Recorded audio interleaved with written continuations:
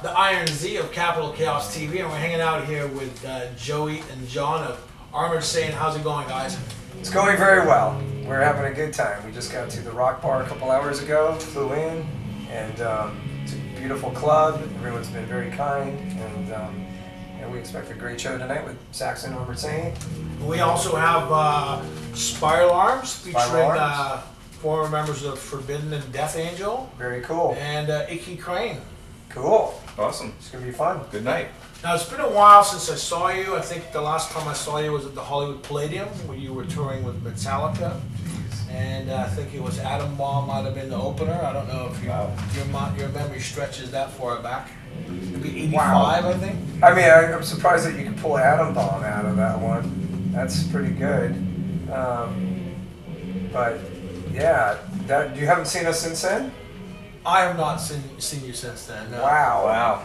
Okay. Well, Armored Saint's a band that sometimes goes through a little kind of a hiatus, but I mean we have been around since then. You absolutely have. I've heard many of your albums, all good stuff in my opinion, but I just haven't had the honor of seeing you live again. That's cool. Well, we're going to be in your town. Take it, Joe. Yeah, we're it's about time, I guess. Yeah. You ready? Yeah, I'm ready. All right. I'm ready. We've been practicing for the last 30 years. So I think we're ready. I think you guys will be able to deliver tonight. Yeah, we've been playing some shows here with Saxon. We did a couple shows in back east Boston and Worcester, Mass, and New York, and a couple in Texas, and now we're out here on the West Coast. We love coming to the Bay Area. We played with Metallica and that tour here. Right. Okay. Theater. Right. Yep. So, and then we're going to play home tomorrow, LA, and it's always fun. Now, 82, is that the formation of the band? Take that, Joe. Yes. About 82 is when it all came together. Yep. And then shortly thereafter, released an EP on Metal Blade, and then in 84 is when we first got signed to Chrysalis, and that was when our first record came out, March of the Saint. So, yeah. That's when it all started. And was that you guys knew each other from high school, or was that from the one of the local weeklies that you found each other, or at a Guitar Center? Well, actually, Joey, Gonzo, Phil, and myself grew up as young buddies in the 3rd and 4th grade together. Okay. We've known each other since we were all about 8 and 9 years old, and we grew up around the same neighborhood and in LA, a little enclave of East Los Angeles called El Sereno, not to be confused with El Cerrito. Right. There's one up here in the area, right? Yeah. I think somebody was from there, weren't they? Yeah, Pirates or something like that. Claypool. Or Metallica. Metallica. Well, Metallica maybe, I guess. I think they did live there. They had a house there. Yeah. Yeah, a house there. Right. So, in any case, we were friends for years, and we're going over 40 years of friendship. So that's pretty amazing, considering that not only we are friends for that long, but we're also doing a band together. Still working. Still working, for better or worse. We're still together. I'm joking. We just have a lot of loyalty to the group. We've been friends for a long time. We probably cemented the loyalty back then, and it's never really wavered, even though there's times when we were broken up and went some different paths. But we've always kind of felt that closest I've ever seen. It's tough because in a lot of band situations you have some animosities that just you have resentments that then build over time. It seems a lot of people just can't put it to rest, or it's just so criminal that But in your case, you're very fortunate to have this I guess bond of some sort with your brothers in the band. Would you like to take that, Joe? Yeah, I mean, sure. That's certainly true for a lot of bands and musicians, and who knows what happens behind those closed doors, But, I think the thing with us is I think that we have realized all along that this thing is bigger than all of us individually, so we try to look at it that way, that the band is bigger than all of us individually, so we we wouldn't want to go out there and replace people or have one guy go out and take the name. And it's not about that. It's more about the unity of the big picture. And that's what the fans want, for the most part. Well, I think they do. As a fan of bands, I do. You know, I have a hard time sometimes, especially older bands. I go, well, who's in the band? And you know, especially if you grew up on something. Even some old soul R&B bands that I love, you know, they're still touring. And I'm like, well, you know, for the Gap band, but who's in it? You know, I mean, like, you know, and granted, look, some Original roadie. yeah, exactly. And sometimes those guys get propelled into the spotlight. Sure. But and you know, some of them are super talented. Right. You know, but you know, just for Armored Saints, I think that there's a beauty of it's the same guys other than Dave Pritchard who lost his life a long time ago. But you know, other than that, it's the same guys. So this is what you get. You get those guys. You don't get, you know, some roadie. Right. I would imagine the roadies in your bands are all well accomplished musicians, just waiting for the next one of you guys to Croak. The Keel River. That's good. That was pretty funny. Yeah, I mean, we actually don't even have that many crew guys with us these days. Yeah. So, you know, but we are getting older. So that's, if somebody could weasel their way in, Right. they could hold off a little bit, it could happen. Can we expect the Armor to ever come back to the Saints live? Joe? I think the extent of any Armor in our band would be on the wheels of our cars, Armor all. That's probably the extent of any Armor that would come back. I mean, we did something for fun a couple years ago, year and a half ago. Was it 2 years ago? Yeah. We did, Metal Blade had a 30-year anniversary gig party that they had at the House of Blues, and they asked us to play, and so as kind of a goof, we came out for the very first song wearing our actual stuff that we used to wear from, you know, the Raising Fear era. And even John and I put on a couple of wigs, so we came out with long locks. Oh, and, nice. You can see it on YouTube. Yeah, it's on YouTube. We just did it for the very first song. We opened with Lesson Well Learned, and people were just like with their jaws open, like, what am I seeing here? It was pretty cool. It was funny. Nice. Yeah. But that's about it. That was a one-time deal. So. Okay. So no more. No more letters asking us to do that. But anything's available for a fee, though, right? Nah. I think that, you know, I don't. I mean, it was funny because after the first song, I took the wig off, and then people started booing, and I was laughing, like, you don't really want me to wear that the whole show, you know, and I don't want to wear it the whole show. No, I think that I think that what it showed is that we were certainly comfortable in our past, and we're proud of, you know, our roots, and, you know, we have a good sense of humor about it. But I don't think to do that, then it would be, we would take all this thing that we built through the years and put it right into some big hokey Right. thing, and I think that would diminish really a lot of our current status here. So. Sorry to hear that you feel that way. Because, I'm actually. You can look at it on YouTube. Absolutely, and you'll get a kick I out of will. it. I will. And there's old videos. There's plenty of old videos you can see of us, you know, from the days wearing the stuff, you know. But no, I don't think we're gonna pull out there. It was really smelly. It's still stiff. Oh, really? It's real small. You know, it's kind There's of tight. no dry cleaning available for the Armor. Is it made of plastic or wood or? Wood. It's made out of wood. Talk about uncomfortable.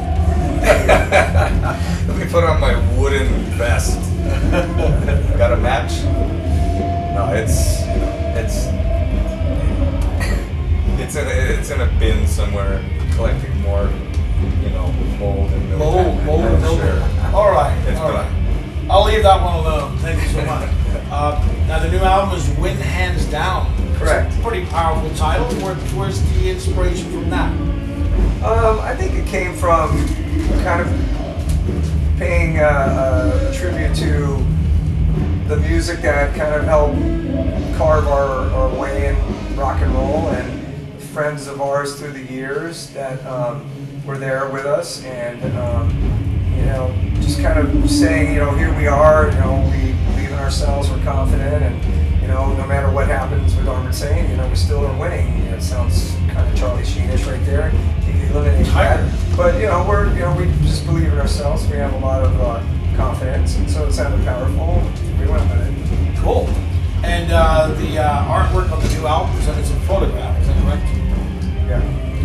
Photographed by a very good photographer and good friend of ours, Stephanie Cabral. Oh. And I concocted this idea kind of around the title, I guess. And we just wanted to do something that was a little bit different. We've never really had a photograph where, especially when we were in it as well, on the cover. So we wanted to try something a little bit surreal, a little bit, artsy, cool, weird, different. Yeah. And so she helped us accomplish that. It came out great. Yeah. Now, Metal Blade has been the home of Armored Saint for other than the time they spent on Chrysalis. Brian Slagle, big supporter of the band, big supporter of that style of music, and in your corner. Always has been, it goes back to the early days of, Armored Saint when he said, I want to do something with you guys, and we ended up doing the EP and the Metal Massacre 2 record, and Brian's always there. Tracy is Joey's wife, and she's the president, and obviously there's a little, he's got a little in there, and no, we all do, and we're just all grateful for the whole staff of Metal Blade, and in particular, Brian and Tracy have been there, and Mike Faley for all the years. And, Right. It feels like family, and again, it goes back. That's the same feeling we have in the band, so it makes sense that we have that same feeling with the people of the label, and trust me, it's rare actually to have that. So we're lucky. Absolutely.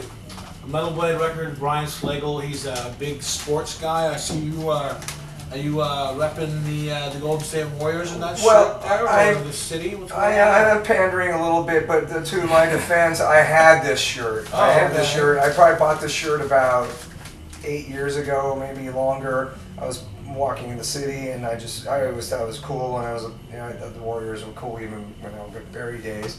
And they've had a lot of lean years. Sure. And now they're red hot, and they're a great team, and they're fun to watch, and probably the most fun in the NBA in years actually.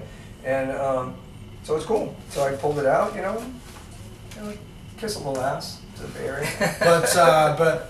Well, Golden State encompasses the whole state. They're they just happen to be up here. Right, but there's always that that battle between Southern California and Northern California. It exists certainly in sports, between the Dodgers and Giants, and while the Warriors didn't, they didn't compete too much with the Lakers for a long time, quite frankly. But then the Raiders moved back after being in LA, so Right. Sharks and Kings have a rivalry, no Right. doubt about it. So there's always a rivalry from Northern and Southern California, which is cool. I guess it's as long as it's friendly. One guy at the Dodger game a couple of years ago, he got beat up pretty badly and almost lost his life. And that's right. And there was a beating in the bathroom at a 49ers game last year, caught on video. Yeah, so that's people taking it much too serious. Right. It's like, look, dude, you have nothing to do with the team. You're just a fan. That's it. You're not, on the team. Right. Lighten up. Enjoy the game. Take it for what it is. And at the end of it all, it's just a game. Right. And the outcome has nothing to do with your life. Go be a Norteño or a Sereno somewhere else, right? Right. And you got on the new album, you have a song called. On the new album, you have a song called "Up Yours." That's it's a very prolific title. Is it? Are the lyrics based on the song title? No, the lyrics are actually more of a fun, just kind of story that I kind of made up. It was loosely based on a particular person, but then I just kind of created a kind of almost a fictitious story. But it is fun because it does kind of have that anthem vibe to it. It's a big chorus, and I think it would be kind of a fun song to be played at like a sporting event to, support your team and say how much you don't like the other team. And then also on the end of the song, Joey's daughter, who also has a little line in the beginning of the song, but his daughter and my two kids, they sang the "Up Yours" part at the end. So Oh, nice. it's like probably one of the only Family songs on the friend. record that we actually have profanity, and yet it's the song with the kids on it. Oh wow, very cool. Very cool. Yeah, start them off young, you know. Well, my son loves it. He wants to say "up yours" all the time, and he wants to, he can't wait to say that line. And But it's a great opportunity to reach out to a younger audience. they're pretty young. We're really going young. And now, so you're on the tour with Saxon. You're doing about, what, 20, 21 dates with Saxon here in America? Not quite. No? 21 hours maybe. Oh, 21 hours. No, we did.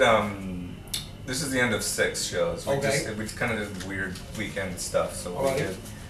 we did New York and Worcester, Mass, and we did 2 shows in Texas, and now we're doing 2 California shows. Tonight, San Jose. Tomorrow night, House of Blues down in our hometown in Hollywood. And then that's it. Those guys go back home Sunday, and we go back home for a while.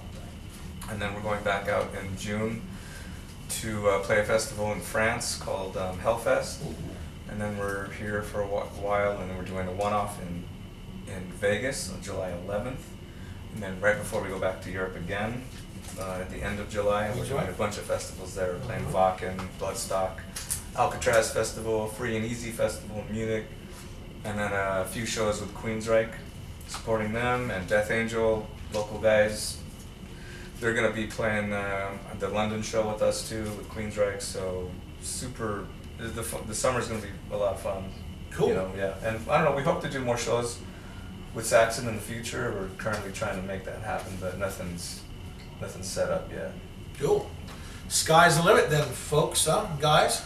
You know, we're happy about our new record. We actually really do think we made a killer album, and we're real proud of it. And we want to play some shows, and you know, there's a real good feeling right now in the band. So we'll take it out there and just try to maintain enjoying it. It's Cool. the most important thing. And do you have any final things you'd like to say to anybody that might be watching this on Capital Chaos TV? Hey, just thanks for all the support through the years, and you know, come out and see us play and check out our record when Hands Down comes out June 2nd, soon. And there you go, Bay Area. Cool. Thank you. Thank you for your time, guys. Now I've got a burning question. Oh, Warzone. Exactly, Oh, yeah. I'm wondering if you guys are going to play Warzone because it's one of my favorites. But I mean, I don't know if we're allowed to know the hit list before it happens. You so. can know the set list. I mean, I don't want to disappoint you and say it's not in it, but it's not in it. Okay. What's up? This is Dave from Chernobog Drums, and I'm blowing it up. Blowing it up. I'm blowing it up. I'm blowing it up with a mighty C for Capital Chaos TV. Fuck yeah. Motherfucker.